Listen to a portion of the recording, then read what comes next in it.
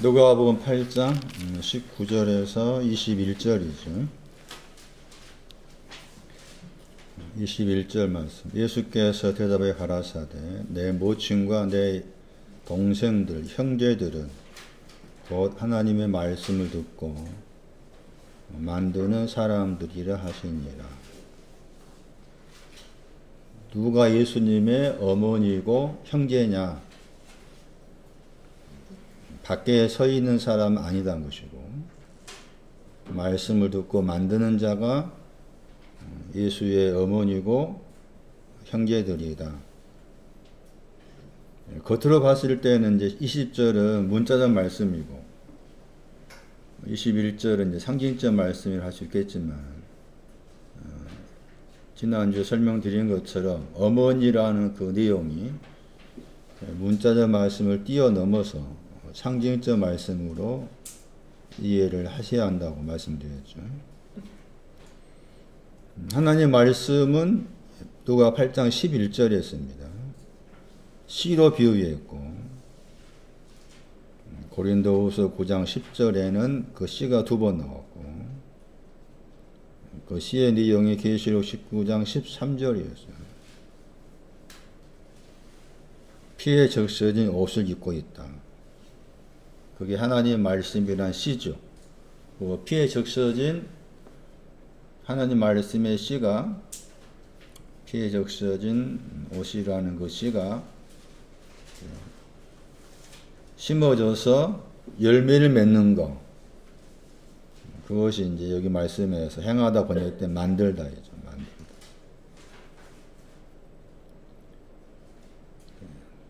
누가 6장을 봅니다.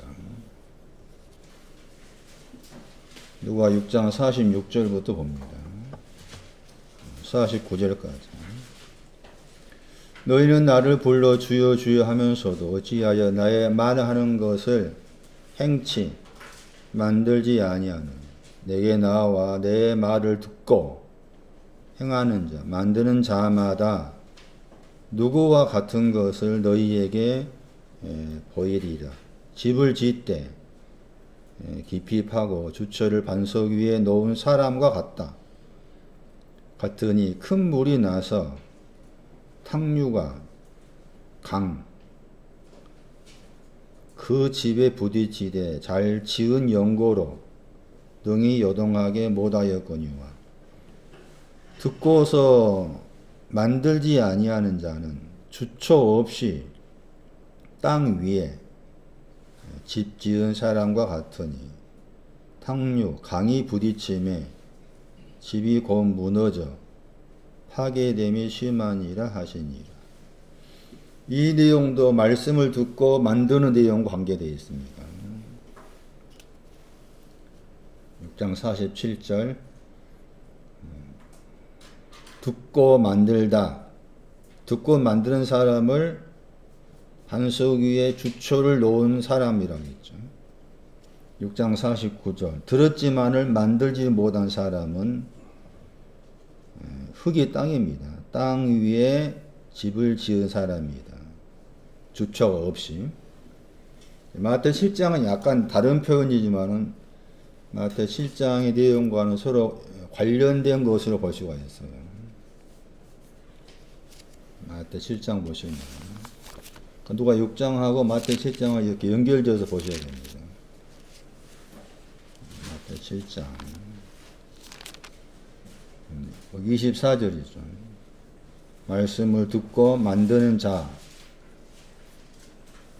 마태는 지혜로운 사람이란 말 씁니다. 지혜로운 사람. 반석에 집을 짓는다. 누가 6장에서는 탕류, 강만 나왔는데 마태 7장은 비가 있고 이 창수가 탕류입니다. 강. 비를 언급하고 바람을 언급하죠.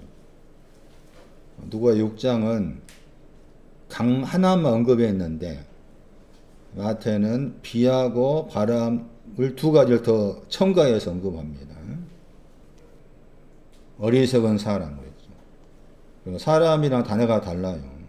마태 7장의 사람의 단어는 주로 남편 번역했던 단어지만 누가 6장에서는 사람은 많이 등장한 사람에는 안스로포스 썼죠. 안스로포스. 그런 단어의 표현들이 마태가 쓰고자 하는 어떤 자기 나름의 신앙 사상, 누가 쓰고자 하는 신앙 사상이 다른 단어를 쓰면서 표현은 달리 하고 있지만 물론 큰 틀의 내용 같은 거잖아요. 근데 세미한 부분에 있어서 그런 다른 단어를 썼다 그 말은 그 세미한 부분에서 약간의 그 차이가 있는 모습으로도 비춰질 수가 있습니다. 비교해 살펴보는 게 중요해요. 다시 돌아오세요. 누가 6장 46절. 주여라고 2번 부릅니다. 주를 한 번 부를 때가 있고 2번 부를 때가 있어요. 한 번 부를 때 주라고 부를 때하고 2번 부를 때 주라고 부를 때는 약간의 신앙적인 차이가 있습니다. 2번 부를 때는 더 낮은 단계로 봐야 돼요.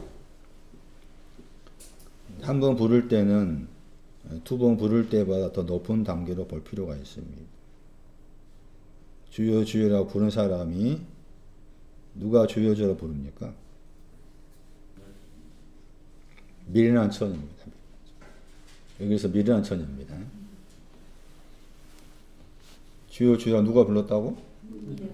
미련한 처녀로 봐야 됩니다. 마태 7장도 미련한 처녀예요. 마태 7장 21절. 주여 주여 불렀죠? 미련한 처녀입니다. 미련한 처녀는 천국에 들어갈 수 있는 신앙이 아닙니다. 거기 아버지의 뜻을 만든다 나오죠. 행하다, 만들다. 아버지의 뜻을 만들다 말 나오죠. 7장 21절. 주라고 부른 사람은 미련한 처녀들은 만들지 못한 신앙. 들었지만 만들지 못한 신앙. 아버지 뜻을 만들다. 말씀을 두고 만드는 것이 아버지 뜻이에요. 7장 22절. 많은 사람이라고 했죠. 주여 주여. 주의 이름이 나옵니다. 설명이 필요해요.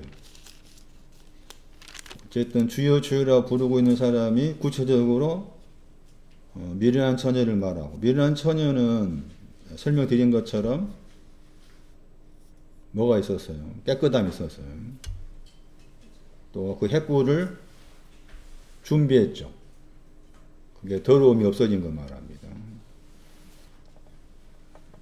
그 안 믿는 사람이 아니다 그 말이지. 믿는 사람인데 그 믿는 위치가 지금 미련한 처녀의 위치라 그 말이고, 미련한 처녀의 위치는 들었지만 열매가 없다 그 말이죠.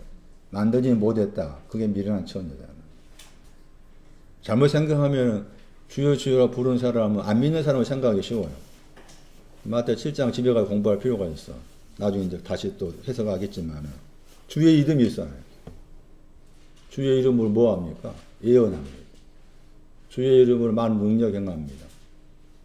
주의 이름으로 귀신 쫓아냅니다. 그거 다 주의 이름과 연관돼. 그럼 그 주의 이름이 뭐겠어? 미련한 처녀에게 가지고 있는 주의 이름이라고. 그 계시록 19장 13절이에요. 피에 적셔진 옷이 있는 사람이죠. 그게 주의 이름이라. 그러니까 미련한 처녀도 미련하다고 했을 때 미련하다는 것이 뭐가 미련하다는 거예요? 소금이 없는, 십자가의 말씀이 없는, 그게 미련한 겁니다. 그러니까 미련한다 의미를 그냥 부정적으로 보면 안 돼. 그래서 거기 열 처녀를 천국 갔다 했잖아. 그러니까 반드시 미련한 처녀가 들어있어야 돼. 천국은. 그렇죠? 천국은 미련한 처녀가 더하기 슬기로운 처녀. 이게 천국이라. 그래서 이제 마태 5장의 어떤 표현에서는 천국에서 작다 말 나오고 천국에서 크다 말 나와요. 그 천국에서 크다 그 말은 이제 슬기로운 처녀가 되고, 천국에 작다 그 말은 미련한 처녀가 되는 거예요. 그러니까 반드시 미련한 처녀가 되고 난 다음에 슬기로운 처녀가 되는 거예요. 둘 다 가지고 있는 걸 천국이라. 둘 다 가지고 있는 거죠. 그러니까 미련한 처녀를 그냥 무시하면 안 되는 거예요. 여기에서 마찬가지라. 미련하다, 슬기 없단 말은 없지만은 마태 7장과 연관져 생각하면은 지금 6장 49절은 듣고 향치 않는 사람 미련한 처녀. 그다음 6장 48절은 누가? 6장 48절은 슬기로운 처녀인 거죠. 그러니까 두 가지 집을 가지고 있어야 하는 거죠. 여기 집이 두 가지잖아요? 맞아요? 집이 두 가지잖아. 그 두 가지 집을 가져야 돼. 두 가지 집을 가지고 있는 그 사람이 천국에 있다고 말이죠. 구체적으로 봅니다. 6장 47절 다시 보세요. 누가? 말씀을 듣고, 나의 말씀이래요. 나의 말씀을 듣고 만든다. 그 말씀들을 만드는 자. 그 말씀을 듣고 만들려면 먼저 그 앞에 말씀에 주를 향해서 가야 되죠. 내게로 가, 주를 향해서. 나아온단 말이 가다, 오다. 그 현재 진행인데요. 지금 내가 이 프로스라는 단어가 방향이지. 뭐뭐 깨로란 말은 요한복음 1장 1절에도 하나님 깨로라고 했을 때 그 프로스나 헬라 단어가 가리키는 거예요. 방향을 가리키는. 그러니까 그 말은 내 마음의 방향이지. 내 생각의 방향. 그게 지금 주를 향해서 해야 돼. 내가 지금 돈 벌기 위해서 몸담고 있는 일터에서 일을 하고 있다 할지라도 내 마음과 생각의 방향은 주를 향해서요. 그렇잖아요. 이게 겉으로는 이렇게 일하고 있지만 내 중심의 생각이나 내 영은 방향 항상 주를 향해 있어야 돼. 그러면은 이 말씀 잠깐 다르게 생각한다면 주를 향해서 가고 있다. 현재 진행 가고 있어야 주를 향해서 가고 있는 거나 가고 있는 사람 그랬지. 가고 있는 자 파스. 그러니까 파스라는 그 헬라어 단어는 모든이란 말이잖아요. 그러면은 이제 여러분 친구들 가고 있는데 믿는 사람이 있잖아요. 또 뭐야 중권사는 여기 우리 교회 나왔던 그 정예도 있잖아. 서정예. 장유교회 다니는 서정예 집사인가 권사인가. 권사한 좀 됐나? 집사. 네, 집사. 서정예 집사. 서정예 집사한테 야 정권사가 야 정예야 너 지금 주를 향하고 있냐? 너의 마음과 생각에 주를 향하고 있냐라고 질문을 던졌을 때 정예만이 아니라 또 다른 사람이 질문을 던졌을 때 주를 향하고 있다고 말하겠습니까? 안 하겠습니까? 100이면 100명 다 붙잡고 물어봤을 때 그래 나는 주를 향하고 있다고 말하는 100이면 100 주를 향하고 있으니까 믿는다. 주를 향하고 있으니까 뭐 그냥 쉽게 생각하면 11조 내고 이렇게 등등 다 주를 향하고 있다 하지 주를 향하고 있지 않다라고 말하는 사람 없다 그 말이에요. 그 이 말씀은 주를 향해서 가고 이 에르코바의 단어가 가다 오다의 뜻이에요. 여기서는 이제 주를 향해서 가다고 번역가 낫겠지. 주를 향해서 지금 가고 있어 그 말이에요. 주를 향해서 가고 있으면서 말씀을 듣고 만들다가 되는 거예요.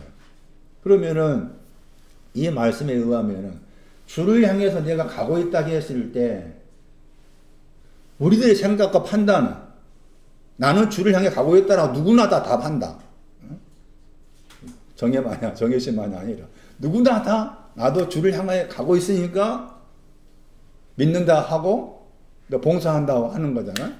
그럼 성경에 말하는 이 성경에서 말하는 주를 향해서 가고 있다고 했을 때 주를 향해서 가고 있는 성경이 말하는 증거가 뭐냐? 내 판단에서 주를 향해 가고 있다고 내 생각이고 내 판단의 기준이고 내 생각의 기준에서 나는 주를 향해서 가고 있다라고 내가 스스로 판단하고 내가 생각한 내용을 말한 것이고 그러면 성경이 말하는 흔히 우리가 알고 있는 성경이 말하는 내용에서 주를 향해서 가고 있다는 증거가 뭐냐 하는 거죠. 그 증거가 이 파스라는 단어입니다. 파스. 6장 47절에. 우리 번역은 자마다 번역했잖아요. 저 단어입니다. 저 단어가 주를 향해서 가고 있는 증거를 가리키는 중요한 단어예요. 자, 파스라는 단어가 6장 19절입니다. 6장 19절에 저 사람이 주를 향해 가고 있는 사람입니다. 6장 19절. 누가 6장 19절. 말씀을 듣고 만들려면 먼저 주를 향해 가고 있어야 된다. 주를 향해 가고 있는 것이 뭐냐? 6장 19절. 거기 번역, 온 번역했죠. pass, on. 거기에 무리가 나옵니다. 무리가 주를 향해 가고 있는 사람. 무리가 주를 향해 가고 있는 사람이에요. 10분의 비유 말씀드릴 때 무리를 설명했죠. 10분의 비유는 무리를 향해서 하신 말씀입니다. 무리라는 그 단어의 동사가 괴롭히다 했어요. 하나는 괴롭히다 해서 크게 두 가지. 하나는 더러움에 대해서. 더러운 것 때문에 괴롭다. 이게 무리예요. 다른 하나는 뭐가 괴롭다 했어요? 쓴뿌리죠. 내 속에서 쓴뿌리가 나고 있는 것도 괴롭다. 그게 괴롭다 하는 거예요. 괴롭다 하는 것이 주를 향해서 지금 현재 진행형으로 가고 있는 사람이다. 더러운 것 때문에 괴롭다. 더러움을 아는 거죠. 더러움을 안다 그 말이고, 그 다음에 동시에 내가 참 더러운 자구나. 내 속이 겉의 것이 아니고 내가 내 속을 들여다봤을 때 나는 더러운 자구나.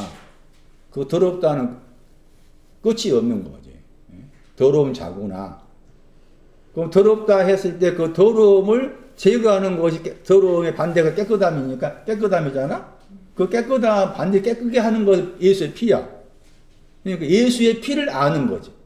그러니까 이게 여기서 지금 향해서 가고 있는 사람이 그 두 종류라. 하나는 깨끗함이 없는 거죠. 더러움 가운데 있는 거. 그 더러움에서 깨끗함 바꿔지는 것이 예수의 피인데, 아직 내가 예수의 피가 나의 더러움을 깨끗게 했다를 내가 잘 못 믿겠다. 에? 할 수도 있겠잖아요? 처음부터 믿을 수 없는 거니까. 못 믿겠다. 예수의 피가 나를 깨끗게 했다는 거 믿고 싶은데 그게 잘 안 되더라. 그 자체가 뭐예요? 나를 괴롭게 하고 있는 거야. 그것도 낮은 차원에서 주를 향해 지금 가고 있는 증거라. 그러니까 여기에서는 지금 만들다 저 단어가 관련해서 나왔기 때문에 쓴뿌리입니다. 쓴뿌리. 그 쓴뿌리가 나서 괴롭다 했을 때 그 쓴뿌리가 말하는 것이 뭔가 하면은 100배의 열매 맺어야 되는데 그 말이죠. 100배의 열매를 맺어야 되는데 아직 100배의 열매가 맺어지지 않는 것 때문에 쓰다 그거 말이에요. 그게 쓴뿌리라. 히브리 12장 15절에. 그래서 괴롭다 하는 내용인데 그 괴롭다 하는 내용이 더러움이 깨끗함을 바뀌어진 거 예수의 피인데 그 예수의 피가 나를 깨끗게 했다 하는 걸 내가 알아야 되는데 그거 잘 모르겠어. 그 자체가 내가 괴로워하고 있는 거. 내 속이. 그것이 낮은 차원에서 주를 향해서 지금 내가 가고 있는 것이고, 여기에서는 지금 만들다는 단어와 관계해서 사용했기 때문에 쓴뿌리입니다. 쓴뿌리. 그 쓴뿌리가 거기 다 구조가 위로란 말 나왔죠. 위로라는 단어 굉장히 중요한 단어입니다. 그 위로 난 쓴뿌리 때문에 괴로워하다. 거기 위로 난 쓴뿌리가 누가복음 8장 8절을 믿어야 되는데 그 말이죠. 누가복음 8장 8절이 이제 열매 맺는 신앙인데 그 열매 맺는 걸 내가 가져와야 되는데 아직 내가 내 스스로 열매 맺었다 하는 확신이 없는 거라 그 자체가 이제 괴로워하는 것이고, 그것이 지금 나를 향해서 가고 있는 사람, 파스. 이 단어가 중요해요. 이렇게 쓴뿌리를 가지고서 괴로움을 당하고서 괴롭힘을, 쓴뿌리 때문에 괴로워하고 있는, 누가복음 8장 8절 내 안에서 이루어지지 않는 것 때문에 마음에서 힘들어하는 그런 가운데 있었을 때 하나님께 그 사람을 옮겨줍니다. 그게 6장 40절.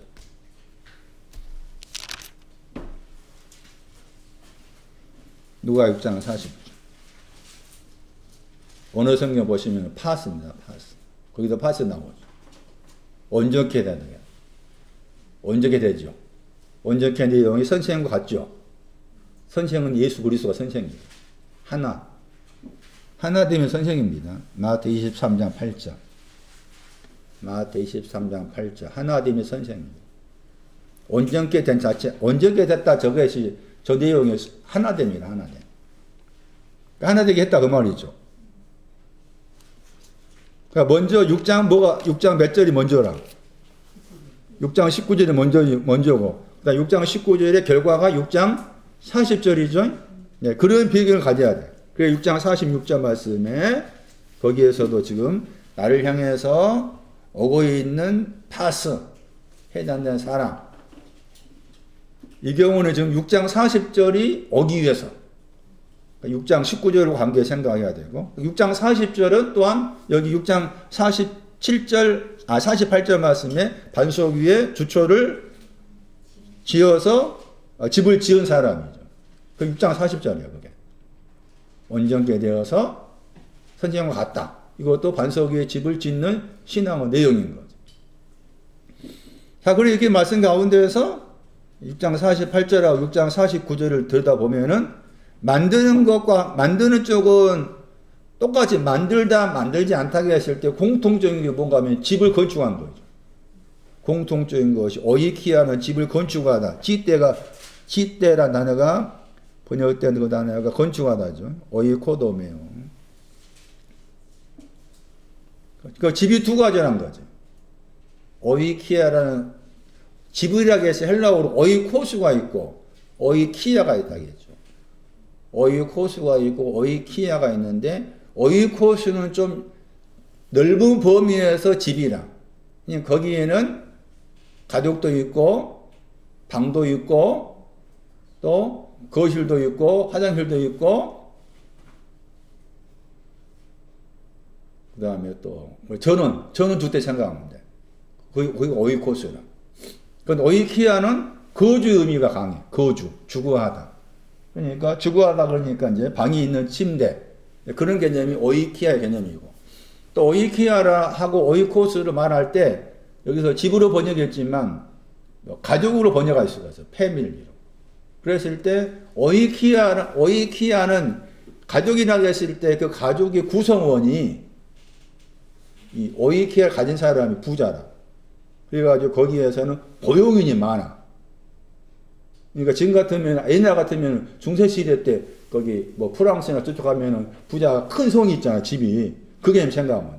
정원사도 있고 요리사도 있고 그런 사람이 고용인 더하기 그 다음에 그 고용주가 있을 거 아니야? 그 집주인 다 합쳐진 거 이거 오이키아야. 고용인도 있고 그 집주인과 관계된 가족도 있고 다 합쳐진 것이 오이키아 개념이라. 그러니까 오이키아, 오이코스는 약간의 그런 차이가 있는데 그런데 이제 여기 말씀에서 이제 차이가 뭔가 하면은 똑같은 집을 지었다 했잖아요. 그런데 이제 앞에는 반석 위에다 주초를 넣은 집이고 6장 49절은 주초가 없이 흙이 땅이라겠죠. 땅 위에 집 그랬죠. 그래서 이 6장 거기 48절에 만들어진 집이잖아요. 6장 49절은 듣고서 만들지 않는 집이죠. 손난이 알겠나? 알아? 크게 말해. 지금 무슨 말 알겠어? 응. 이 오이키아라는 저 단어가 하나는 만들어진 집과 관계에서 말했고 다른 하나는 들었지만 만들지 못한 집을 설명한 거잖아요. 그게 지금 큰 틀에서 말한 거지. 큰 틀에서. 그러면서 지금 말하는 주된 표현이 뭔가 하면 만드는 쪽에 있는 거잖아. 듣고 만드는 것에 말하는데 만들지 않는 사람도 있으니까 그 곁에 것으로서 만들지 않는 사람은 들었지만은 만들지 않는 사람 이런 사람이다라고 곁가지로 만들지 않는 쪽을 이야기한 거라. 그런데 고린도후서 5장 가야 돼. 이 오이키아라는 집 두 가지 집을 정확하게 또 다른 측면에서 이해하시려면은 고린도후서 5장을 가야 거기에서 이제 이 집이 오이키아와 관계된 집이 두 가지 거기 나오니까 그 성경 구절도 만들어진 집하고 만들어지지 않는 집에 대한 내용을 그 고린도후서 5장 1절 전후의 말씀을 통해서도 이해를 하셔야 돼. 살펴볼 필요가 있다 그 말이지. 그러니까 누가 6장 48절하고 6장 49절 말씀에 만들어지지 않는 집을 짓는 거, 만들어진 집을 짓는 거, 그 내용의 어떤 풀이가, 그 풀어놓은 게 고린도후서 5장 1절 전후의 말씀입니다. 고린도후서 5장 가보세요. 표시하세요, 빨리. 집이라는 단어가 두 번 나오죠? 하나는 무슨 집이라고 했어요? 땅 위에 있는 집이. 땅 위에 있는 집이 나오죠. 다른 하나는 하늘 안에 있는 영원한 집, 그렇게 표현했죠. 그 다음에 지으신 집이라는 저 번역은 건축의 뜻이에요. 집을 짓는다는 동사의 명사입니다. 명사. 오이코도메. 우리가 가지고 있다고 그랬죠. 우리에 속한 사람이 가지고 있다고 했죠.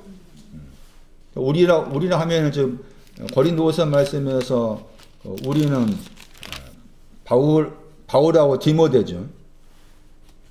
고린도후서 1장 1절에 바울하고 디모데는 만들어진 집이죠. 두 번째 집은 뭐 하늘에 있는 영원한 집이나 표현했잖아. 줄여 말하면 만들어진 집이지. 만들어진 집. 앞에 있는 땅 위에 있는 집은 무슨 집? 네? 그렇지. 만들어지지 않는 집. 만들어지지 않는 집, 땅 위에 있는 집이고, 만들어진 집은 하늘에 있는 영원한 집. 그러면은 여기 말씀에 의하면은 만들어진 집이 되려면은 만들어지지 않는 집이 어떻게 해야 돼? 그렇죠. 그 말 중요해. 만들어지지 않는 집이 무너져야만이 만들어진 집이 되는 거야. 그것이 이제 아까 누가 6장 말씀이나 마태 7장 말씀에 반석 위에 주초를 놓았다. 이 표현이 그겁니다. 무너져야 돼. 만들어지지 않는 집을 무너지고서 만들어진 집이 만들어진 집을 짓는 거라. 만들어지지 않는 집을 가지고서 만들어진 집을 짓는 것이 아니라 만들어지지 않는 집은 무너져야 되고 무더니 거기에 만들어진 집이 오는 거라. 그런 표현이에요. 근데 이 말씀을 저도 이제 오해했을 때는 땅 위에 있는 우리의 장막 집이 무너진다 하니까 다 이제 뭐 장례식 때 그 설교도 한두 번 한 것 같아. 이 구절 가지고. 몰랐을 때는. 그런 구절 아닙니다. 절대로. 땅에 있다 단어 보세요. 저 단어가 땅 위라는 말. 분해를 하면 땅 위라. 그러니까 누가 6장에 땅 위가 나왔잖아요. 다시 땅 위 가봐. 누가 6장 49절에 흙이 땅이라고 했잖아요. 땅 위죠. 번역하면 땅 위의 집이죠. 누가 6장 49절에 저 땅 위를 줄여 표현한 것이 저기 고린도후서 5장 1절에 에피게이오스. 찾았어요? 그러니까 정확한 번역은 땅 위로 이렇게 번역해야 돼. 고린도후서 5장 1절에 땅이 있다 번역했지만 땅 위로 번역해요. 땅 위. 다시 정리합니다. 자주 반복이 돼요. 왜냐하면은 우리가 잘 이런 부분을 잘 이해하지 못하니까. 땅 위에 있는 집은 만들어지지 않는 집이다. 그걸 마태 7장에서는 머리 위의 집. 그렇죠? 누가 6장에서는 주처가 없는 땅 위의 집. 그렇게 표현했죠. 여기 같아. 뭐 또 하늘에 있는 영원한 집이라 표현했지만 마태 7장 거기 24절 이하 말씀에서는 반석 위에 있는 집. 누가 6장은 덧붙여가지고 반석 위에 주초를 놓은 집. 이게 고린도후서 5장 1절에 뒤에 있는 집인 거예요. 자, 여기까지 됩니까? 그런데 이 고린도 5장 1절 말씀만 가지고서 그렇게 해석하면 안 돼. 그래, 그 말은 뭔가 하면은 이 땅 위에 있는 집이 뭐고 다 떼버리고 마태 7장이나 누가 6장 말씀에 반석 위의 집이라고 한다면은 반석 위에 만들어진 반석 위의 집, 땅 위에 있는 집이라고 했을 때 지금 바울이 말한 것은 뭔가 하면 이 고린도후서 5장 1절을 이해하려면 어디로 가야 되는가 하면은 4장 16절부터 봐야 돼. 4장 16절. 고린도후서 4장 16절. 찾았어요? 땅 위에 있는 집은 만들지 않았다겠죠. 들었지만은 만들어지지 않았다. 열매가 없다.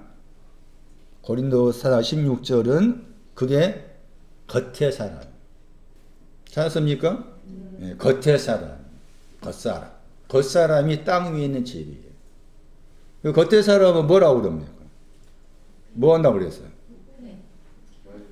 이 구절도 저도 이제 오해를 했지만은, 바르게 정정한다면은, 겉사람이 후패한다니까, 자꾸 이제, 우리가 생각한 겉사람, 이거.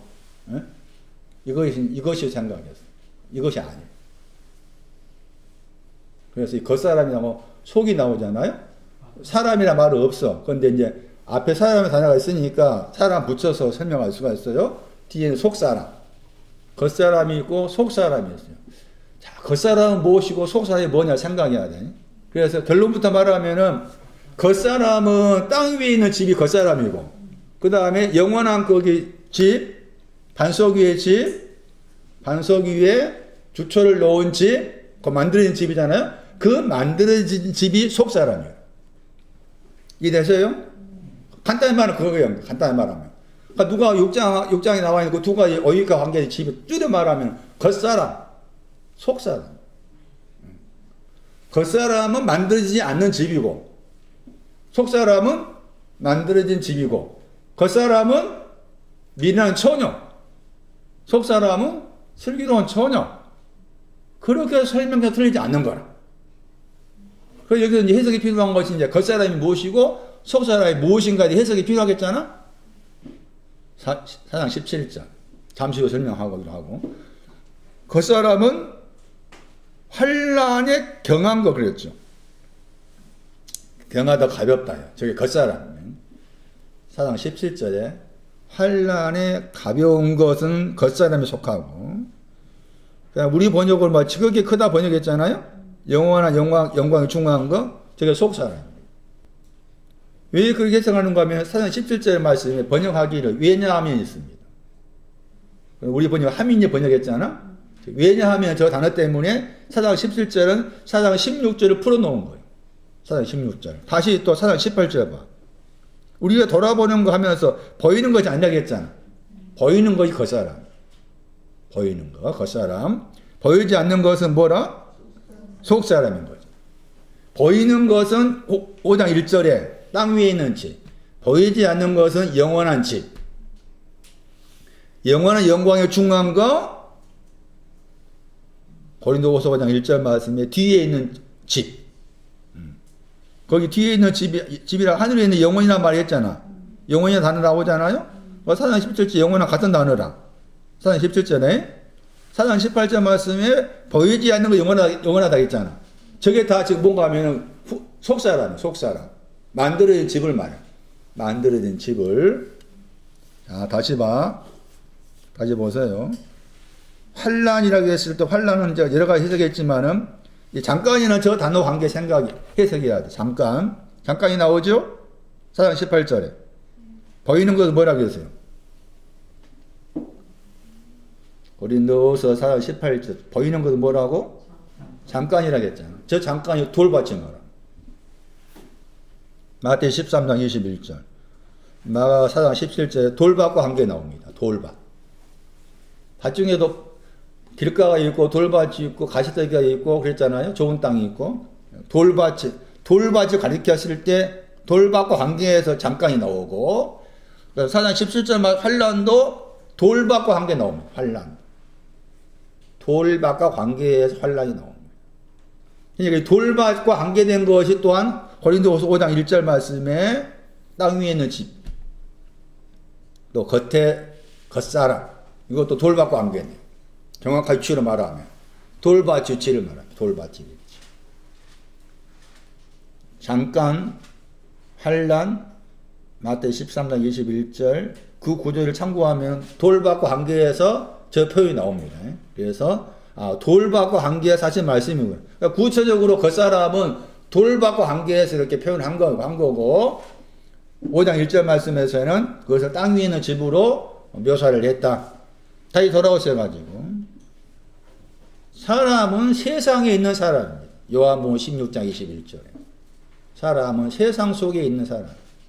그리고 세상은 뭐라 했는가 하면은 베드로전서 3장 3절 말씀 세상은 뭐라 했습니까? 옷을 입었다 했죠.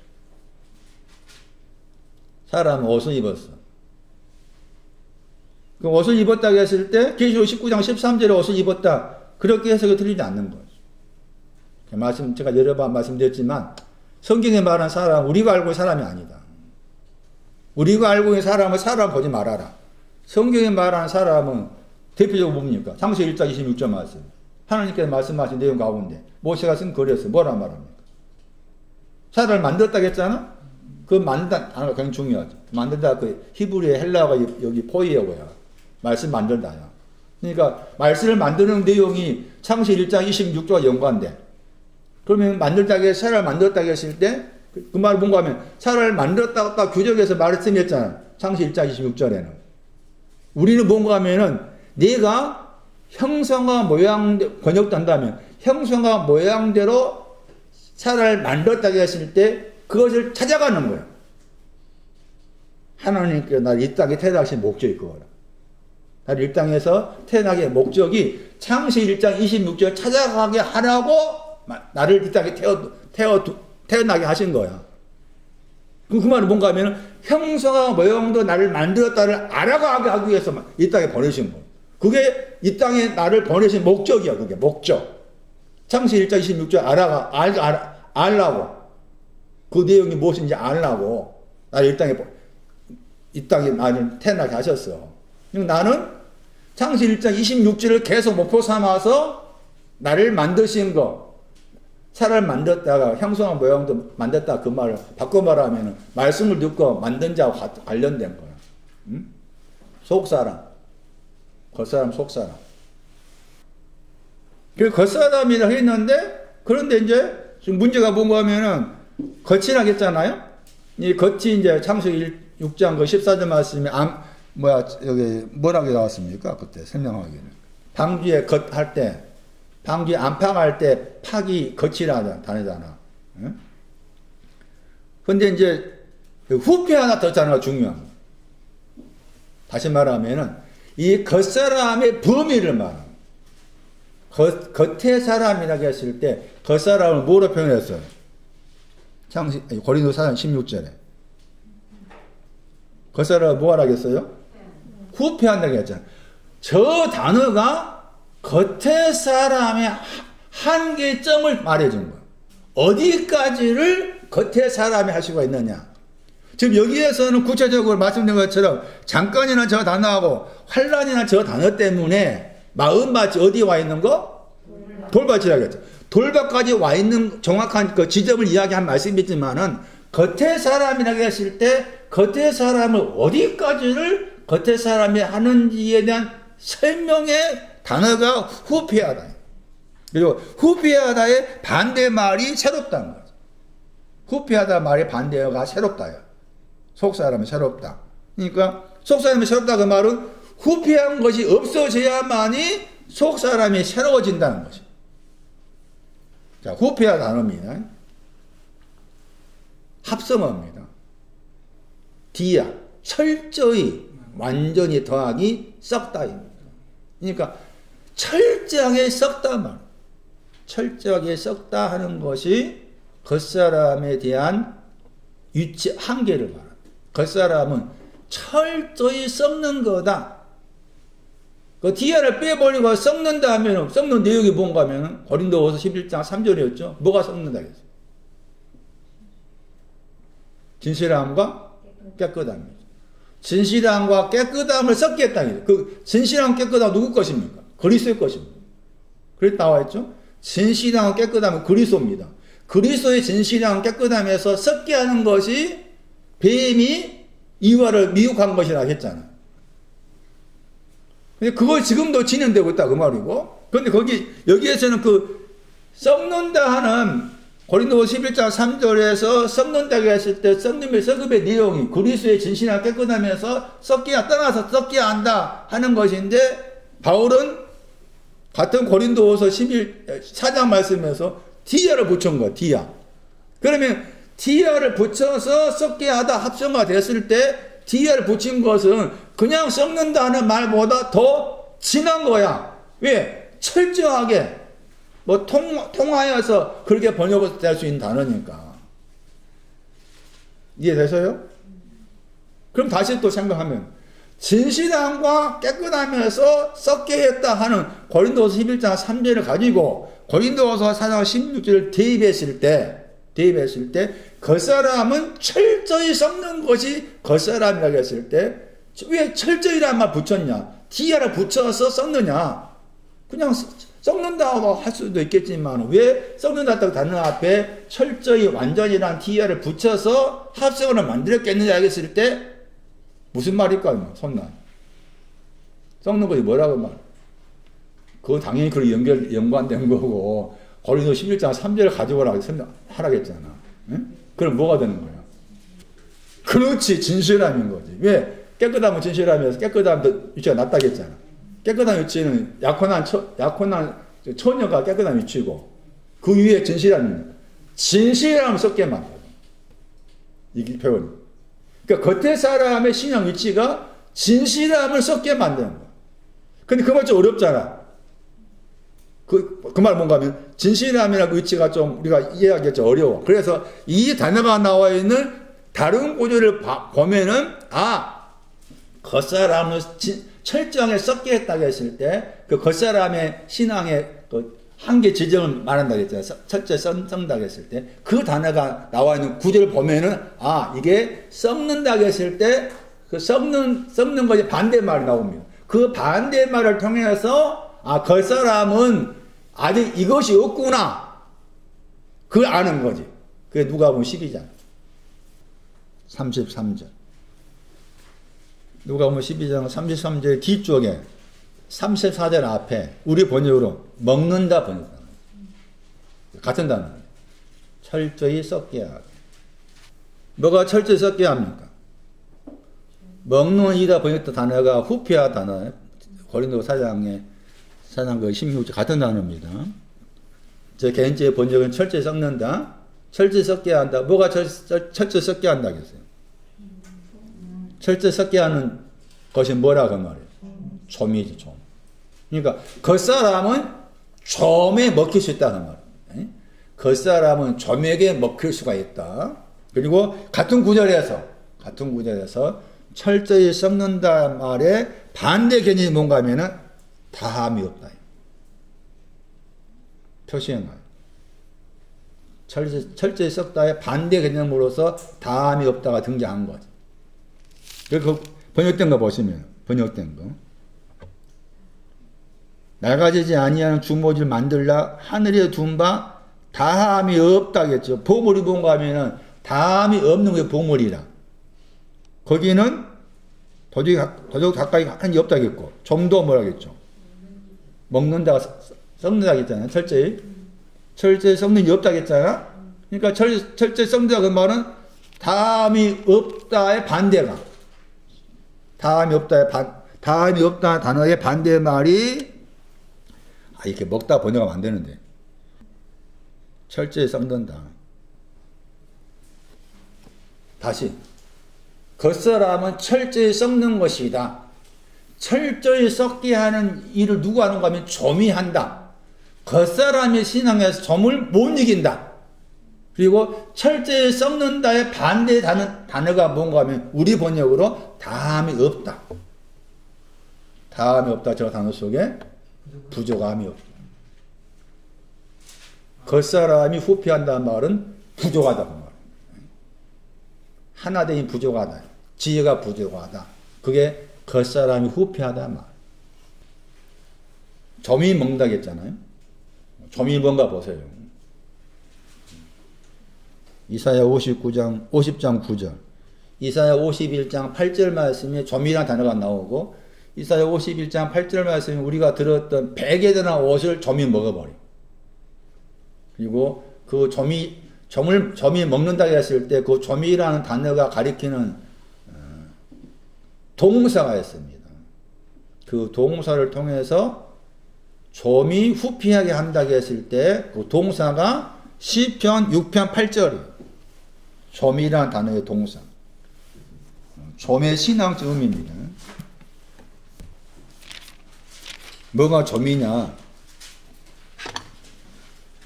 하늘에 점이 없다고 했을 때 그 하늘은 점을 이긴 신앙을 말해요. 그 부족함이 없다. 쇠하다. 6편 8절에 저 단어입니다. 쇠하다 저 단어가 좀이라는 단어의 동사입니다. 그러니까 좀은 쇠하게 하는 겁니다. 눈이 근심 때문이죠. 근심. 근심을 주어서 쇠하게 하다. 근심을 주어서 철저히 썩게 하다. 겉사람을 향해서. 눈, 마태복음 6장 22절. 몸의 등불이 눈이라겠죠. 근심은 잠언 17장 25절. 근심의 내용이. 그러니까 점이 하는 일은 근심을 가지고 와서 썩게 만들다. 잠언 17장 25절 보세요.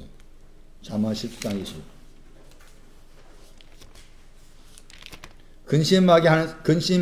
근심하고 있는 사람이 나옵니다. 저 근심이 종과 관계된다. 눈의 근심이 종과 관계된다.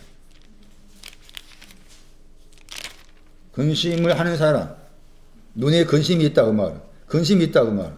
잠언 17장 25절 말씀에 아버지의 근심이라고 했잖아요. 누가? 미련함. 미련함이 근심의 내용이에요. 미련한 것이. 저게 또 종과 관계됩니다. 그러니까 좀이 썩게 한다고 했을 때 미련함으로 썩게 한다. 미련함으로 썩게 하다. 미련하다. 잠언 1장 32절. 안일해서 멸망하다. 입맞추지 않아서 멸망하다. 안일해서. 잠언 1장 32절 말씀이 미련함의 내용. 점은 여전히 이 미련함을 가지고 있다고 말이에요. 미련함으로 썩게 하다. 그런데 그 썩는다의 반대의 말이 부족함이 없다. 겉사람의 신앙 한계는 점에 영향을 받는다. 아직도 뭐하다? 부족하다. 아직도 부족하다. 그게 만들어지지 않는 집. 땅 위에 있는 집. 어리석은 자의 집. 속사람 보세요. 고린도 4장 16절. 당연히 새롭다는 것은 그 후패하다의 반대견 썼으니까 새로운 것은 뭐가 새롭다 하겠어요? 후패한 것은 뭐가 후패한 거라겠어요? 아까 누가 12장 33절 말씀에 후패하다 말에 반대 말이 부족함이 없다 했잖아. 그러니까 부족하다가 후패한 거지. 그렇죠? 그럼 여기 후패하다 말이 반대가 새롭다 했잖아. 새로운 건 뭐가 새로운 것일까? 그렇죠. 부족함이 없는 거죠. 그게 새롭다지. 부족함이 없는 거. 부족함 없는 거 새롭다예요. 근데 그 부족함 없는 새롭다인데 우리 여기 이제 날이 나오죠. 날이 두 번 나오죠. 헤메라. 이 날이 두 번 나오고 이 날이 낮이잖아. 낮. 영어로 day 했지만은 날이면서 이 날이라는 단어가 창세기 1장 5절 말씀에 의하면은 뭐를 낮이라고 했어요? 그렇죠. 빛을 낮이라고 해요. 항상 이 날이라 단어가 나오면은 빛을 생각해야 돼. 빛. 근데 빛이 두 번 나오잖아요? 빛이 두 번 나와요. 그러니까 빛이 하는 일은 빛이 두 번 나왔을 때 이제 앞에 것은 의의 빛, 뒤에 것은 공평의 빛, 그렇게 해석할 수가 있겠고, 또 다른 하나의 해석은 두 번에 걸쳐 빛이 나오잖아요? 빛이라는 날이잖아. 빛이 뭔가 하면 낮이 빛이야, 낮. 그 낮을 번역할 때 날로 번역해. 창세기 1장 말씀에 들었잖아요? 빛을 낮이라 하더라. 다시 봐. 빛을 낮이라 했잖아. 그 낮이라는 이제 헬라 단어가 이 단어라. 헤메라. 고린도서 4장 16절에 이 낮이라 단어가 두 번 나오는 거예요. 히브리는 요미지만 요미라는 단어의 헬라어가 헤메다. 헤메다가 두 번 나왔잖아요. 이게 두 번 썼을까라고 했을 때 빛이 두 가지라고 말이지. 그래서 앞에 것은 의의 빛이라 할 수가 있겠고 뒤에 것은 공평의 빛이라 해서 틀리지 않는다. 또 다른 차원을 생각한다면은 두 번에 걸쳐서 빛이라 말했다. 그 말은 뭔가 하면은 빛의 반대가 어둠이잖아. 흑암이잖아. 우리가 지난주에 들었던 시코토스 들어봤잖아요. 흑암, 어두움이 열매가 없는 거라고 했잖아. 그러니까 스코티아는 뭐 있는 거 하면은, 스코티아가 뭐였어요? 예수의 형제를 뭐 하는 거였어요? 미워하는 거였죠. 그것이 없는 걸 말합니다. 스코토스는 어둠이 없고, 스코티아는 어둠이 없는 빛을 말합니다. 그걸로 새로워진단 말이에요. 우리가 그냥 넣으면은 날로 했잖아. 다르게 번역하면 날로 하니까 우리 색대로 날로 생각하기 쉽잖아요. 그 말이 아니다. 그 말이 제 말은. 낮이 빛이니까 그런 빛에 의해서 새로워진다는 거예요. 그러면 새로워진다고 했을 때 그 새로워진 내용이 말씀드린 것처럼 후피하다 말의 반대 개념이니까 새롭다 하는 의미가 내용적으로 말하면은 부족하지 않다는 거였잖아요. 그 부족하지 않다는 것인데 새롭다 하는 저 내용이 무엇이 새롭다 하는 것이지.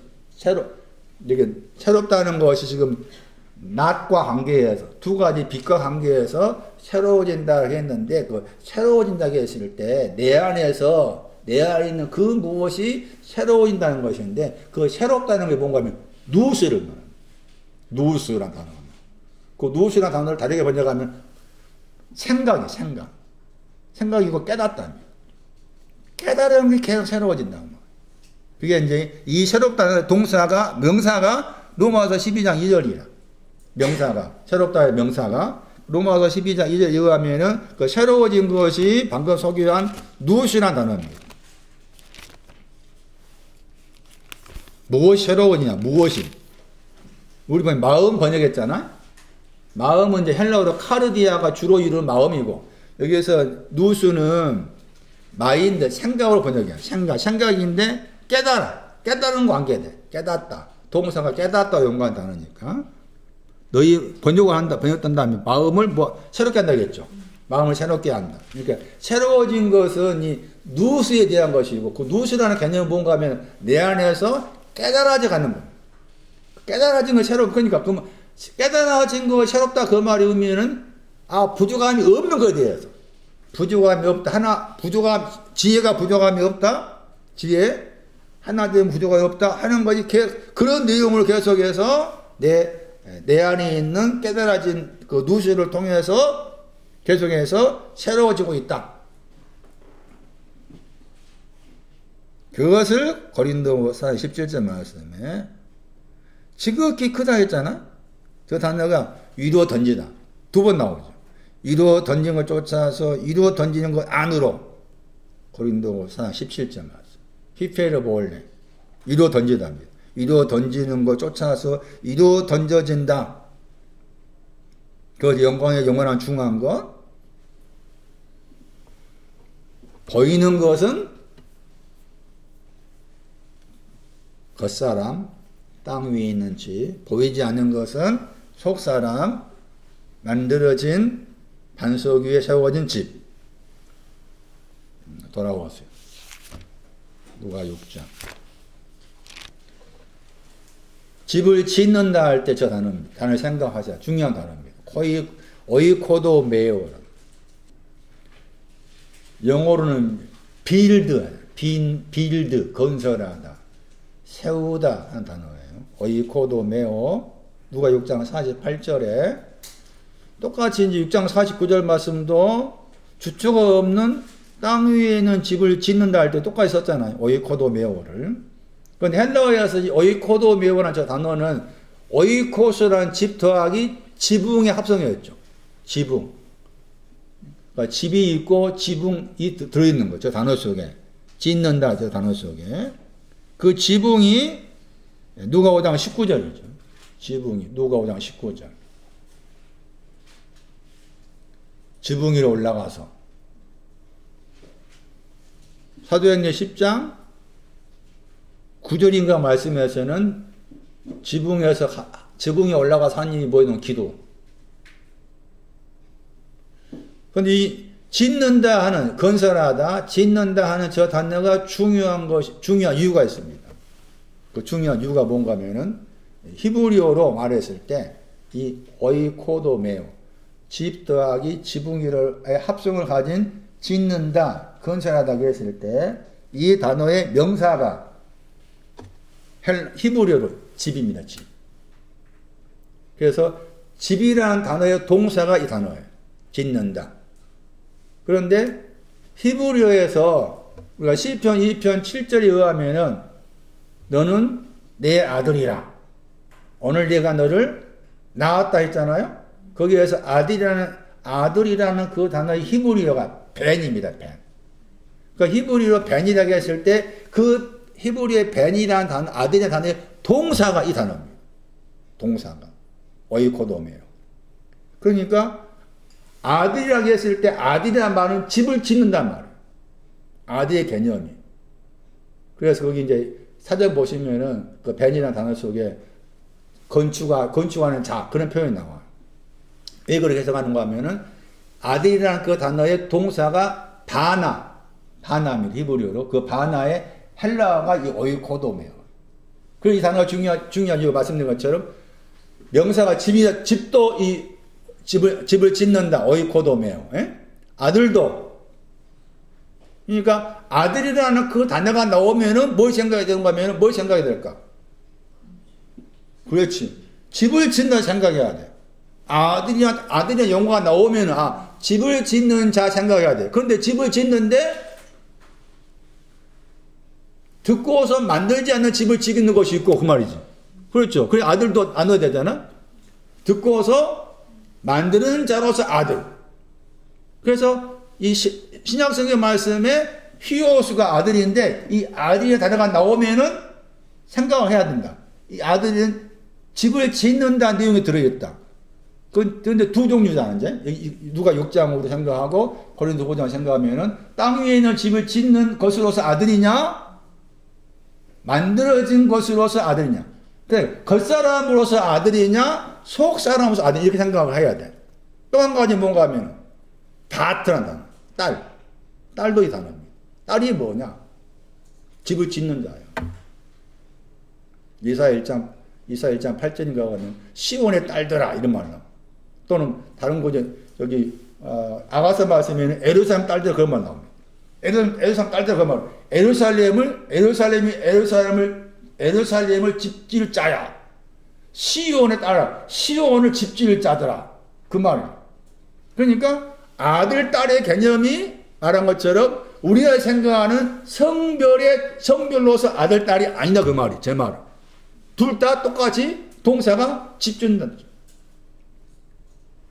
그렇게 접근을 상관한다면은 뭡니까?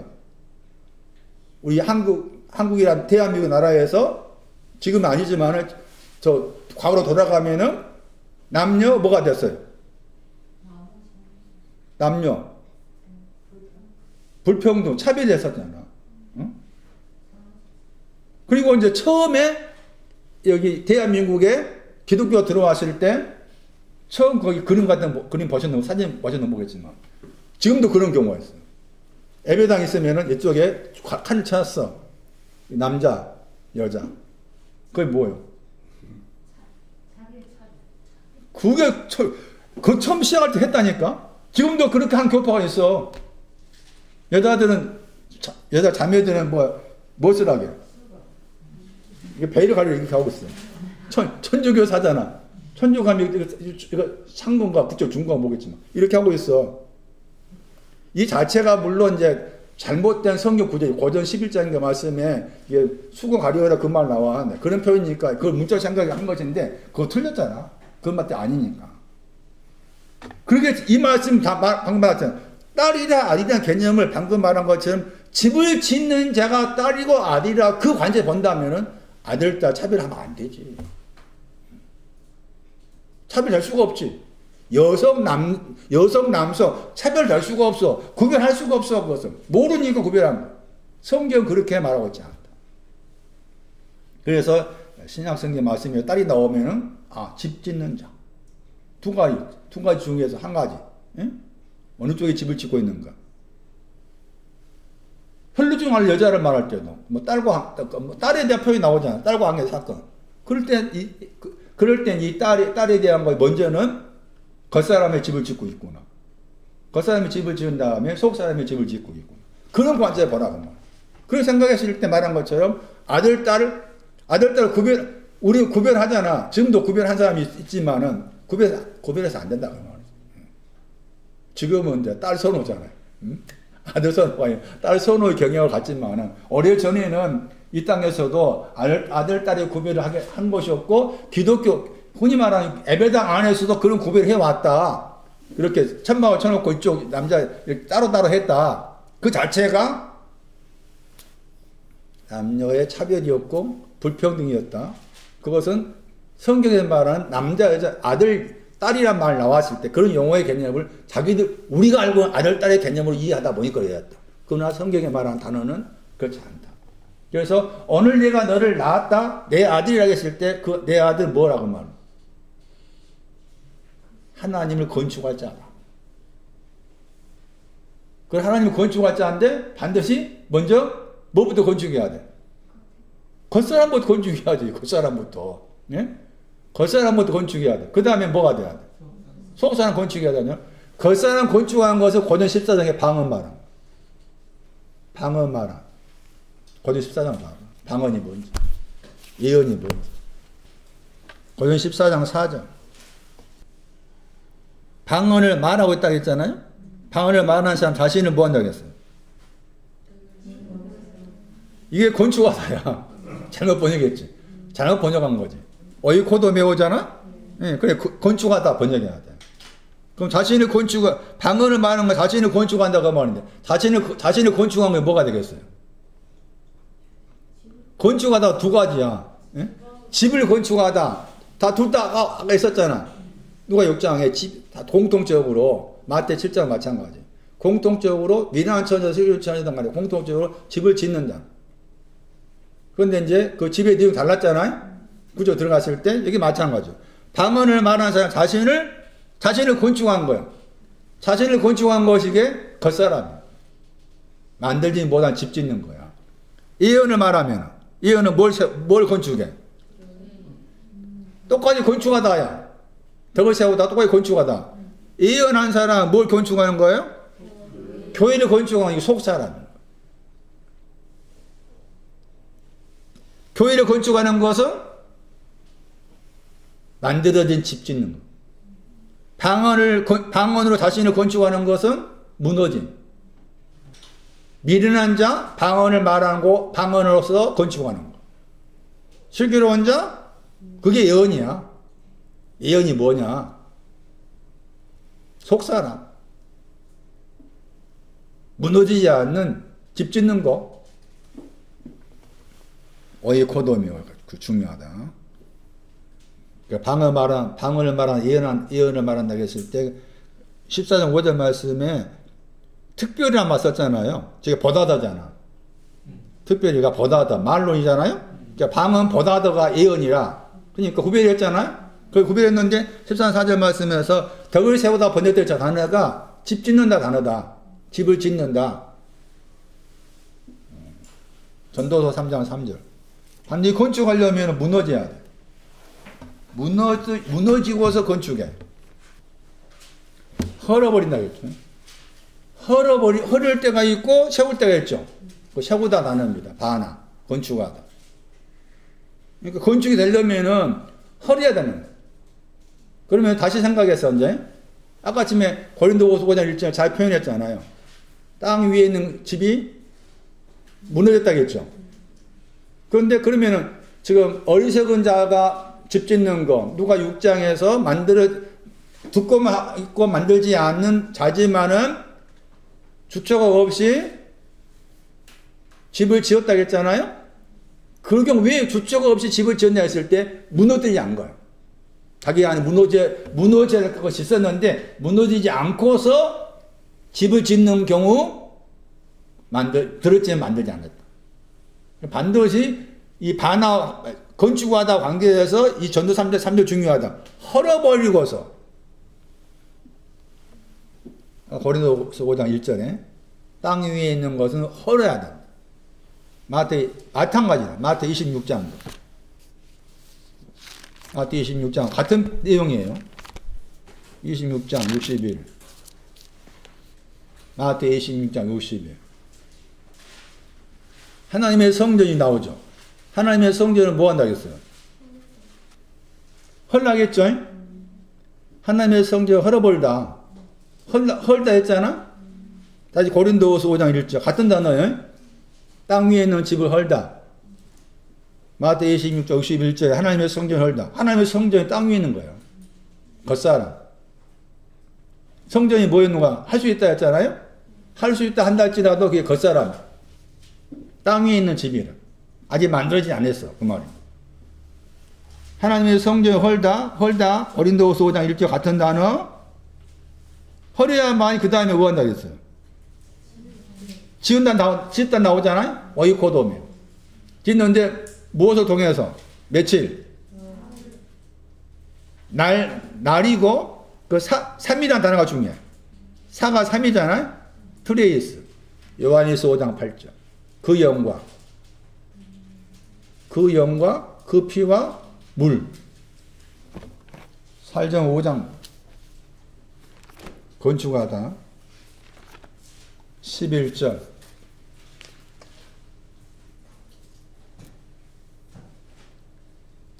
서로가 권면해라 너희들은. 그리고 건축해라. 덕 세운다 번역해. 건축하다. 오이코도입니다. 건축하는데 만드는 것을 건축하는 거예요. 하는 것이 만들다. 너희가 만드는 것으로서 건축한다. 덕을 세우다 건축하다. 하나를 하나 안으로. 내용이 건축한 내용이 하나를 하나 안으로. 하나를 하나로. 뒤에 있는 것도 하나잖아. 여기서 번역이 피자 번역했잖아. 피자 오늘 살려 번역한다면은 하나를 하나로. 하나 찾았어요? 헤이스잖아. 헤이스가 하나야. 그 다음에 헤나도 변형된 헤이스라. 변형된 헤이스. 그런데 목적격이잖아. 그러니까 하나가 있는데 그 하나를 하나로 건축한 거지. 그러니까 하나로 건축된 것이 속사람. 만들어진 것으로서 집 짓는 거. 그게 다 하나인 거지. 하나. 그런데 여기 말씀에 하나를 하나로 건축한다 그랬죠. 피자 번역했지만 저렇게 번역하면 안 된다는 말. 그러니까 하나를 하나로 건축한다고 했을 때 하나로 건축된 것이 뒤에 말씀 너희가 하는 것 만들다. 하나님의 말씀을 듣고 만드는 것이 뭔가 하면은 하나가 있는데 그 하나를 하나님과 하나됨으로 건축한다. 그 뒤에 있는 그 하나가 뭔가 하면 2장 11절.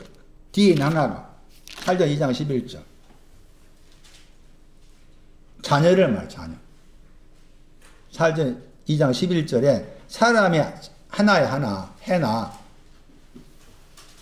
해나잖아, 사람. 하나잖아. 같은 단어잖아. 2장 11절에 해나.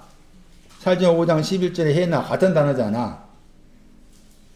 헤이스라는 단어의 변형, 하나. 근데 2장 11절에서 그 하나를 설명할 때 뭐를 설명하는 거야? 자녀로 설명한 거잖아. 아버지가 자신의 자녀에게 하도 그랬잖아. 이게 하나 가르친 것이 자녀야. 아버지의 자녀. 아버지의 자녀가 된 사람을 하나로 건축하자 그 말이지. 아버지의 자녀가 된 사람을 하나로 건축해라. 아버지의 자녀, 겉사람. 만들어지지 않는 집. 땅 위에 있는 집.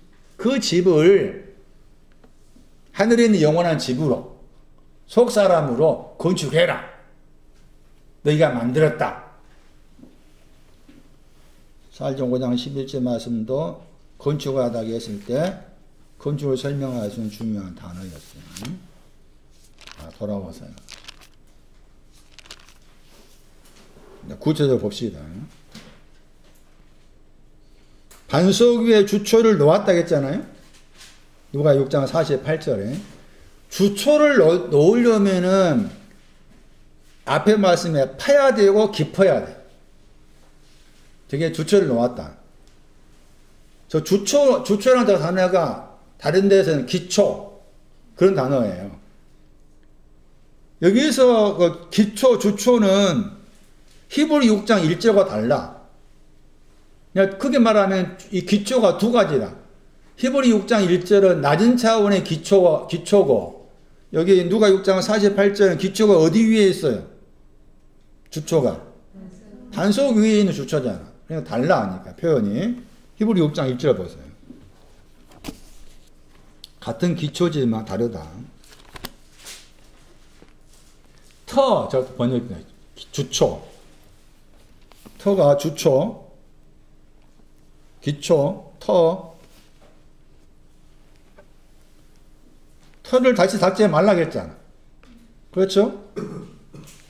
히브리 6장 1절에 터 번역된 단어가 누가 6장 48절에 주초라니까 같은 단어인데 다르게 번역한 것이죠. 여기서 터는 뭔가 하면 그리스 말씀이 뭐예요? 초보입니다. 시작. 아르케. 그리스 말씀의 시작이 터에 해당이 돼. 그 터의 내용이 그 나오죠. 이제 6장 1절 2절 말씀이 터의 내용이라. 근데 반석 위에 있는 그 터는 파고 깊어야 돼. 그래서 표현이 다르다. 내용이 다르다. 히브리 6장 1절 말씀이 주초하고 누가 6장 48절 말씀에 반석 위에 있는 터하고 내용이 다르다. 반석 위에 있는 터를 만들려면은 파야 되고 깊어야 된다. 파다. 왜 파야 되는 건가? 터와 관계에서 13장 8절. 내가 판다겠죠. 거기 나는 누군가의 과원직입니다. 누가 13장 7절에 과원직. 포도원 더하기 1이라는 합성어입니다. 과원직이가. 포도원 더하기 1이라는 단어의 합성어가 과원직이에요. 한 번밖에 안 나온 단어. 포도원. 포도원과 관계에서 한 말입니다. 그리고 열매 관계에서. 아직 열매 맺지 못했죠. 찍어버린다 하니까 13, 8절 말씀에 포도원 측이 예수 그리스도. 그래서 내가 팝니다. 했죠? 판다고 했잖아요? 그러니까 판 이유가 뭔가 하면은 열매를 맺지 못한 거에 대해서 찍어버리려 한다니, 버리려 한 거예요. 그러니까 이 과원직이신 예수님께서 내가 파겠습니다 한 거라. 그러니까 파다 한 이유가 뭔가 하면은 왜 파는 거예요? 거름입니다. 거름을 던지다입니다. 주다가. 거름이 없었기 때문에 열매를 맺지 못했다고 말이에요. 그래서 거름을 주기 위해서 파는 거예요. 반석 위에 주초했을 때 주초가 파고 깊어지다 두 가지가 들어있는 걸 주초라. 누가 6장 48절에. 그런데 판다고 했을 때 파는 이유가 거름을 주기 위해서요. 그러면 앞에 말씀 열매를 구했지만 없다고 했잖아요. 열매가 없는 이유는 왜 열매가 없는 거예요? 그렇지. 거름이 없어서 열매가 없는 거예요. 거름이 없어서 열매가 없는 거예요. 그래서 열매를 맺기 위해서 거름이 있어야 돼. 거름이 있어야 돼. 그런데 이제 여기서 파야 돼. 파고 있는 사람 누구라고 했어요? 과원직이라고 했고, 과원직이가 상징적으로 예수 그리스도다. 그렇게 해서 들리지 않는다. 그 예수님께서 판다고 했잖아요. 그 앞에 이제 6장 48절 말씀에서는 그가 판다겠죠? 그가 누군가 하면은 나에게로 와서 말씀을 듣고 만들고자 하는 사람이죠. 나에게로 와서 말씀을 듣고 만들고자 하는 쓴뿌리에 대해서 대도표를 당하고 있는 그 사람이 팠다 이렇게 나와 있는데 13장 8절은 과원직이가 팠다는 거지. 그러니까 이 말이 뭔가 하면은 사실은 내가 팔 수 없어. 이 사람도 누가 6장 48절 말씀도 이 사람도 파지를 못해. 이 되시는가? 주께서 파신 거에 동참한 거야. 과원직이가 판 것에 동참한 것이 자기가 판 거야. 그렇게 해석해야 돼. 왜냐하면은 같은 단어가 16장 3절에 나와. 16장 3절에 파지를 못한다고 했어. 그게 맞는 말이야. 16장 3절. 파자니 파기 위해서 뭐가 필요한 겁니까? 힘이 있어야 돼. 그런데 힘이 없다고 했죠? 파자니 힘이 없다. 이게 맞는 거라. 파야 되는데 힘이 없어. 파는 목적이 뭘 주기 위해서? 거름 주기 위해서죠. 그리고 판다고 했을 때 걸음주의에서 파는 것이지만은 다시 히브리 6장 1절로 생각한다면 파는 것은 히브리 6장 1절 말씀의 시작의 털을 파내는 거야. 헐기 위해서. 걸음이도 들어있는 거예요. 그러면 걸음이 뭐냐는 건지. 걸음을 주기 위해서 판다고 했을 때 그 걸음이 무엇이 걸음이냐? 13장 8절에서 걸음이 나왔어요. 누가 14장 35절 말씀에 걸음이 나오죠. 누가 14장 35절. 걸음에도 쓸데없다. 소금이 맛을 잃어버리면은 걸음 안으로 던져지지 않는다. 나와 있어요. 걸음에 대한 겁니다. 걸음. 사무엘상 봐야 돼. 2장 8절입니다. 걸음이 있어야만이 열매를 맺는 방향으로 간다. 걸음이 없어서 열매를 맺지 못했다. 파야 된다. 반석 위에 주초를 판다 그 말은 걸음을 주기 위해서다. 그 걸음이 뭐냐? 걸음이 영어로 덩 그랬잖아요. 똥이 똥. 그게 사무엘상 2장에 나와. 걸음더미. 이 걸음더미는 똥의 언덕, 덩힐이잖아. 영어로 덩힐. 똥의 더미. 똥으로 이루어진 언덕, 산. 걸음을 준다. 걸음을 주기 위해서 판다. 너는 빈피바다. 빈피바다. 빈피바다 자임을 알기 위해서. 그리고 걸음이라고 했을 때 시편 22편 15절의 걸음의 내용. 걸음이 뭐냐? 판 이유가 걸음을 주기 위해서 파는 거다. 걸음이 뭐냐? 빈피반자와 관련되어 있고 걸음의 내용이 시편 22편 15 사망의 진토가 먼지. 사망이라는 먼지에 주께서 나를 두셨다 했잖아요. 시편 22편 16절이에요. 사망의 진토가 먼지입니다.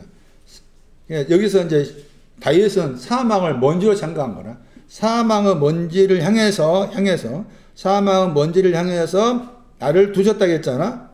두셨다 나오죠? 8239번 샤파트. 이 단어가 걸음이라는 단어의 동사입니다. 그래서 판 것은 걸음을 주기 위하며 걸음 뭔가 하면은 너는 사망의 먼지다는 겁니다. 너는 사망의 먼지다. 너는 사망이란 먼지를 가진 자다. 그것이 또 사무엘상 8절 빈피반 자와 관련된 내용이에요. 이것을 판 거예요. 사망의 먼지임을 알기 위해서. 사망을 알기 위해서 파다. 반석 위에 놓여진 주초는 파는 것을 포함하고 있다. 파는 것은 걸음과 관계된 거였고 걸음의 상징성이 사망의 먼지를 가리켰습니다. 이게 깊다의 내용입니다. 반석 위에 터가 파다도 들어있고 주초가 깊다도 들어있다. 고린도후서 8장 2절. 깊다가 뭐냐? 극한 번역 단어입니다. 극한이 깊다입니다. 깊다. 영어 번역은 deep 했잖아. 고린도후서 8장 2절에 영어 번역은 deep 했잖아요. 그 영어의 deep이 아니라 깊다죠. 다시 누가 6장 48절 말씀에 반석 위에 주초를 놓은 거기에 집을 지었을 때 그것을 듣고 만드는 자를 한 거다. 근데 그 주초가 되려면은 파야 되고 깊어야 된다. 그럼 깊다 했을 때 깊은 것이 뭐냐 그 말이지. 깊은 것이 뭐가 깊은 것이 그 말이에요. 고린도서 8장 2절에 가난입니다. 가난한 걸 깊은 거야. 가난한 것이. 가난한 걸 깊은 거. 고린도서 8장 2절 가난한 것이 기쁜 거예요. 그러니까 극한이나 번역했지만은 깊은 가난. 다르게 번역하면. 영어에 deep였잖아요? 가난이 뭔가 보세요. 가난이 뭐가 가난이야? 마태오 5장 3절인가 말씀에 그 영을 향해서 가난한 자는 복이 있나니 천국이 저희 것이라고 했잖아요. 거기도 그 단어는 이제 가난의 단어의 형용사. 여기 이 단어는 명사지. 고린도서 8장 2절은 명사. 뭐가 가난인가 보세요. 뭐가 가난이에요? 한민아, 뭐가 가난이라? 극한 가난, 깊은 가난이 뭐라? 환난, 시련은 다 가난에 들어있는. 환난, 시련은 가난에 들어있는 거고, 깊은 가난의 반대 개념이에요. 반대 개념. 가난이 뭐라? 가난이 없애려면, 가난이 없어진 것이 연보. 연보라 번역하면 안 된다겠죠. 뭐라 번역하면 되겠어? 11장 3절. 진실함. 역대상 적어놨는가? 역대상. 저거 있어요? 29장. 예, 그 구절입니다. 정직한 마음. 그 구절 중요해. 정직한 마음이 연보라. 연보라 번역하면 안 되는데 연보 번역한 거지. 정직한 마음. 정직한 마음이 아마치야. 그 정직한 것이 뭐예요? 뭐가 정직한 거죠? 베세메스. 그게 정직함이라, 이게 연보를 번역하다 보니, 이게 이러니까 이제 이 구조 가지고 막 이제 극한 가난도 이제 우리가 생각, 그냥 물질적으로 돈이 없는 거야. 연보를 번역하다 보니까 이제, 가난한 가운데서도 봐라. 이 사람들은 뭐 했다겠어요? 응? 연보를 번역하다 보니까 극한 가난이 저희로 풍성한 뭐 했다겠어? 연보를 뭐 했다겠어? 넘치게 했다고 했잖아. 그러니까 연보 많이 해야 돼. 이거 속아가지고 돌 나라인가 무슨 나라인가. 갔다니까? 천 명이 넘게인가? 이미 가버렸어. 가가지고 고생해. 근데 잠깐 유튜브 보니까 또 그 사람이 튀어나와 유튜브에 나오대? 열받아. 왜 그러고 튀어나오니 모르겠어. 휴대폰 없애버려야 돼, 이제. 열받아가지고 휴대폰 안 봐야 돼. 잠깐 보니까 그냥 나오더라고. 돌나라 하면서 매일매일 그렇게 하더라니까? 웃겨. 그림 보니까. 들어보지 않았지만, 군복 같은 옷을 입고 나와가지고. 그런 거 아니에요, 이제. 이 맛에 가지고 막 우게 되면은. 극한 가난해서 풍성한 연보 드렸잖아. 연보 드리면 하나님 복 주신다. 그렇게 우기면은, 말씀이 무지한 사람은, 그 말이 그런갑다라고 할 수도 있어. 충분히. 하고 넘어간 사람이 얼마나 많아.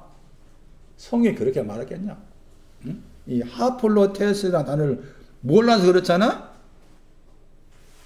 이 단어를 이해하려면은, 부사를 알아야 돼, 부사. 아까 전에 제가 역대상 29장 17절 말씀했잖아요. 마음이 정직하다. 그것도 그 개념을 잘 이해 못한다면 부사를 통해서 알아야 돼. 부사가 어디 나왔어요? 야고보 1장 5절이요. 연보를 보내는 단어는 지혜가 부족함이 없다죠. 진실이라면 지혜가 부족함이 없다. 부사 보세요. 연보의 부사, 연보를 보내면 안 된다고 했잖아요. 야고보서 1장 5절. 지혜가 부족하거든 그랬죠. 뭐 하기 준다고 했어? 후회했잖아. 저 단어가 부사야. 고린도후서 8장 2절에 연보라는 단어의 부사라니까. 그러니까 연보가 역대사 말씀에서는 마음이 정직하다고 했잖아요. 마음이 정직하다는 말을 우리가 잘 이해하지 못할 수 있으니까 야고보 1장 5절 생각하면 후하게 준다고 했잖아요. 후하게 준다고 하는 것이 뭔가 하면 앞에 말씀에 뭐라 그랬어요? 너희 중에 어떤 사람이 뭐가 부족하면 지혜가 부족하면 구하라고 했잖아. 그러니까 지혜가 부족해 구한다고 했잖아요. 구하니까 후히 준다고 했잖아. 후히 주시는 내용이 뭔가 하면 지혜가 부족해서 구했으니까 후히 준 게 뭐예요? 그렇죠. 부족함이 없는 지혜지. 그게 연보라. 그러니까 깊게 팠다고 했잖아요? 깊게 판 것이 가난인 거였잖아요? 그 가난인 것이었는데 거기에 동시에 또 뭐가 들어있어요? 후하게 들어있는 거잖아. 지혜가 부족하지 않다. 그것이 기초 속에 들어있는 거지. 주초에. 깊이 파다. 오늘 여기까지 하고 다음 시간에 계속 할게요. 다음 시간에 설명할 것이 큰 물에 대한 설명이 필요해요. 큰 물.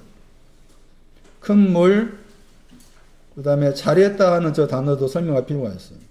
그리고 그 집이라고 했을 때 그러한 번역이 영어로 말하면 저것입니다. 저것이라고 했을 때 저것이 가리키는 그 신앙의 내용이 있습니다. 그것도 설명할 필요가 있으니까 다음 주에 더 설명드리고 마태 7장도 약간 이제 차이가 있으니까 살펴보도록 할게요. 여기까지 할게요.